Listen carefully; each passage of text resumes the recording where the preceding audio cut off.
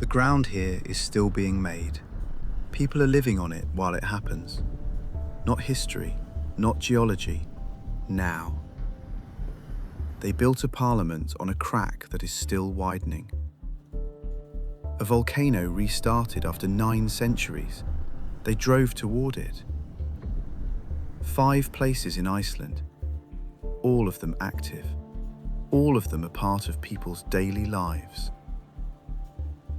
First, they chose this valley knowing the ground moves. The North American and Eurasian tectonic plates are separating here, a few centimetres every year. The rift is walkable. In places it is diveable. Water so clear you can see 30 metres into the fracture between continents. Tourists pay to float in the gap. The Alþing, the oldest parliament in the world, first met in this valley in 930 AD.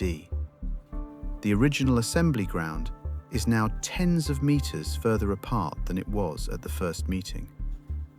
They did not find somewhere more stable. They kept meeting on the crack.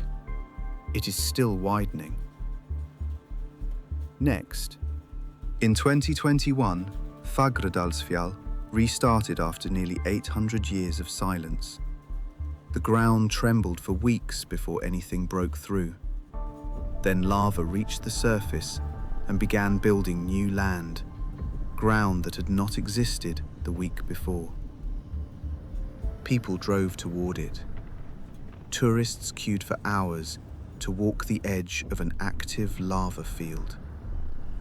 Even in 2023, when renewed eruptions forced the evacuation of nearby towns, people still approached the fissures on foot. A car park now sits near the eruption zone. The ground here is not stable. The residents are still there. Next, walk onto Vatnajökull, Europe's largest glacier, and the volcanoes beneath it are still active. Scientists built a research station on top to record them. In 1996, one of them erupted underneath the ice. The meltwater destroyed roads, bridges, and 15 kilometers of the national highway. The plain below the glacier, that braided black sand, is what a flood from underneath looks like afterwards. The scientists recorded the eruption as it built underneath them. They stayed. The ice above is retreating now. The system beneath it has not slowed. Next, before you enter Hverir, you smell it.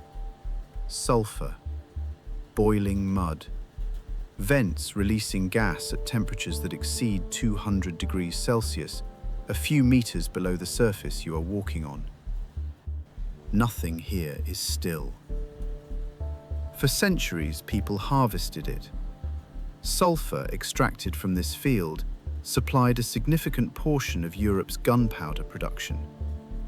The wars fought across Europe for centuries were partly fueled by what came out of this ground. The ground that looks like another planet was once Europe's ammunition. The battlefield started here. And then, the warning light at Reynisfjara beach is not decorative. The beach is black basalt, lava that met the ocean and cooled into sand. It looks permanent. It is not. The ocean is actively unmaking it. Cliffs collapse. Shorelines retreat. Entire sections of beach that existed 10 years ago no longer exist. The warning system is there because the waves arrive without pattern from any direction, faster than people expect. It has been ignored 6 times fatally. The sand the ocean takes today was lava 6 centuries ago. The sand it takes tomorrow already exists, somewhere upstream, cooling. Which one is winning? Every landscape that looks finished once looked like this. The ground you walk on everywhere else is Iceland at a different stage. Cooler, quieter, further along, not finished, just slower. And one day, it will look like this again.